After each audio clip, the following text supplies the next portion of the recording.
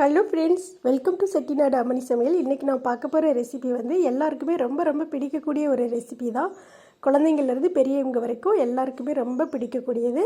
ரொம்ப simple and ஈஸியாக டக்குன்னு செய்யக்கூடிய ஒரு ரெசிபி தான் எக் ரைஸ். இது வந்து கண்டிப்பாக எல்லாருக்கும் பிடிக்கும்.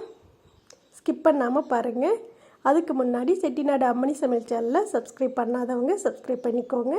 பக்கத்தில் இருக்க பெல் ஐக்கானே கிளிக் பண்ணி விடுங்க. அப்போ தான் நான் போடுற வீடியோஸ் எல்லாமே உங்களுக்கு நோட்டிஃபிகேஷனில் வரும். அப்போ தான் நீங்கள் அதை பார்க்க முடியும். ஓகே ஃப்ரெண்ட்ஸ், வாங்க இப்போ நம்ம வீடியோக்குள்ளே போகலாம். ஒரு கடாய் அடுப்பில் வச்சுக்கோங்க. கடாய் நல்லா சூடானதும் 3 ஸ்பூன் நல்லெண்ணெய் சேர்த்துக்கோங்க. எண்ணெய் நல்லா சூடானதும் அதில் 3 ஸ்பூன் பெருஞ்சீரகம், அதாவது சோம்பு சேர்த்துக்கோங்க. சோம்பு நல்லா பொரியட்டும். அது கூட ஒரு கொத்து கருவேப்பிலை, ஒரு 3 பச்சை மிளகாய் சேர்த்துக்கோங்க. சின்னதாக கட் பண்ணி சேர்த்துக்கோங்க. அது கூட 3 வரமிளகாய். இப்போது 4 பெரிய வெங்காயம் குட்டி குட்டியாக கட் பண்ணி இது கூட சேர்த்துக்கோங்க. இதையெல்லாம் சேர்த்து நல்லா கண்ணாடி மாதிரி வதக்கிடுங்க. நல்லா வெங்காயம் வந்து நல்லா வதங்கி வரணும்.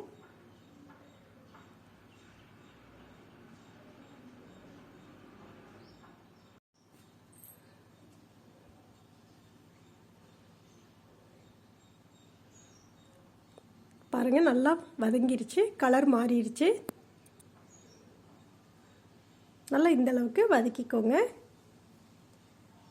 இப்போ இது கூட நம்ம முட்டை சேர்த்துக்கலாம். இப்போ நான் இதில் வந்து 7 முட்டை சேர்த்துக்கிறேன். நீங்கள் வந்து சாப்பாட்டுக்கு தகுந்த மாதிரி சேர்த்துக்கோங்க.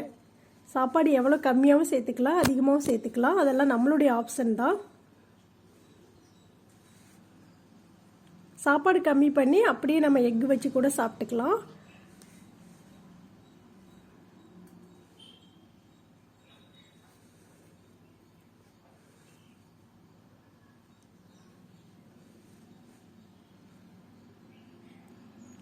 இப்போ முட்டை எல்லாமே ஊற்றியாச்சு. அடுப்பு கம்மி பண்ணி வச்சுட்டு அப்படியே ஒரு தட்டு வச்சு மூடி வச்சுருங்க. கிளற வேண்டாம்.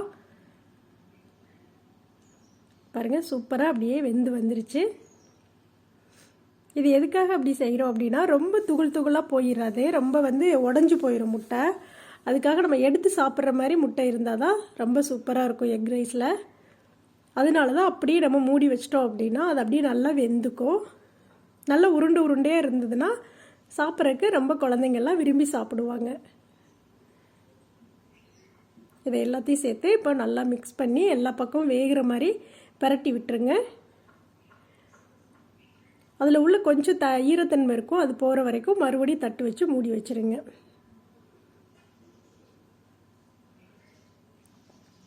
பாருங்கள், நல்லா உருண்டு வந்துருச்சு.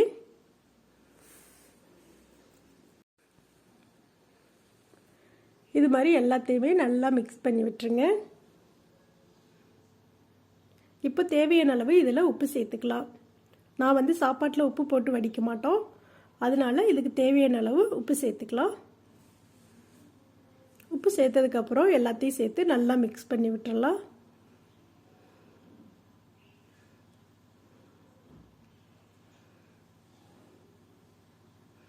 பாருங்கள், நல்லா உருண்டு இந்த அளவுக்கு நல்லா வரணும். அப்போ தான் சாப்பாட்டில் இது வந்து நம்ம எடுத்து சாப்பிட்றப்போ நல்லா இருக்கும்.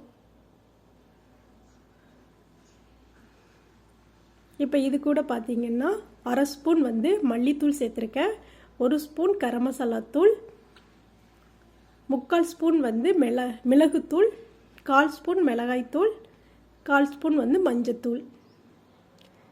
இப்போ இதெல்லாம் சேர்த்து நல்லா பச்சை வாசனை போகிற அளவுக்கு நல்லா வதக்கி விட்டுறலாம்.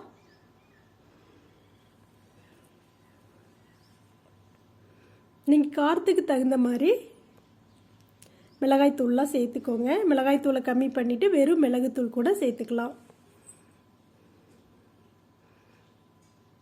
நல்லா மிக்ஸ் ஆயிடுச்சு. இப்போ இது கூட நான் 2 டம்ளர் அரிசி வந்து ஊற வச்சு சாதம் வடிச்சிருக்கேன். இப்போ இது கூட இதை சேர்த்துக்கலாம். நான் ஃபஸ்ட்டு சொன்ன மாதிரியே நீங்கள் சாதத்தை கம்மி பண்ணிவிட்டு கூட நீங்கள் இது மாதிரி சாப்பிட்டுக்கலாம். சாதத்தை கம்மி பண்ணோம் அப்படின்னா எக்கு வந்து நிறைய இருக்கும். இப்போ இதை எல்லாத்தையும் சேர்த்து நல்லா மிக்ஸ் பண்ணி விட்டுறலாம்.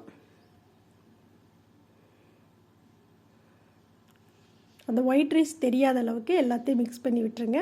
அதுக்கப்புறம் இதில் கடைசியாக ஒரு 3 ட்ராப் வந்து தேங்காய் எண்ணெய் விட்டுக்கோங்க.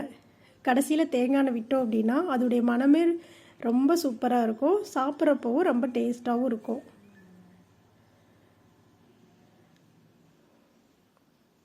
இப்போ ஃபைனலாக கொத்தமல்லி தழை சேர்த்துக்கலாம்.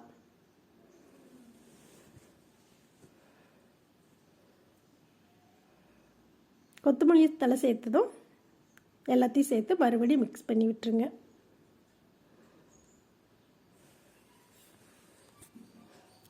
அவ்வளோதான் ஃப்ரெண்ட்ஸ், சூப்பரான எக் ரைஸ் ரெடி ஆயிடுச்சு. இந்த ரெசிபி உங்களுக்கு கண்டிப்பாக பிடிக்கும்னு நினைக்கிறேன். பிடிச்சிருந்தது அப்படின்னா செட்டிநாடு அம்மணி சமையல் சேனலை சப்ஸ்கிரைப் பண்ணிக்கோங்க. பக்கத்தில் இருக்க பெல் ஐக்கானை கிளிக் பண்ணி விடுங்க. உங்கள் ஃப்ரெண்ட்ஸ் ஃபேமிலி எல்லாருக்குமே ஷேர் பண்ணுங்கள், லைக் பண்ணுங்கள், கமெண்ட்டில் எப்படி இருந்ததுன்னு சொல்லுங்கள். ஆரோக்கியமாக சமையல் செய்து அன்போடு பரிமாறி ஆரோக்கியமாக சாப்பிடுங்க. நன்றி. மீண்டும் சந்திப்போம்.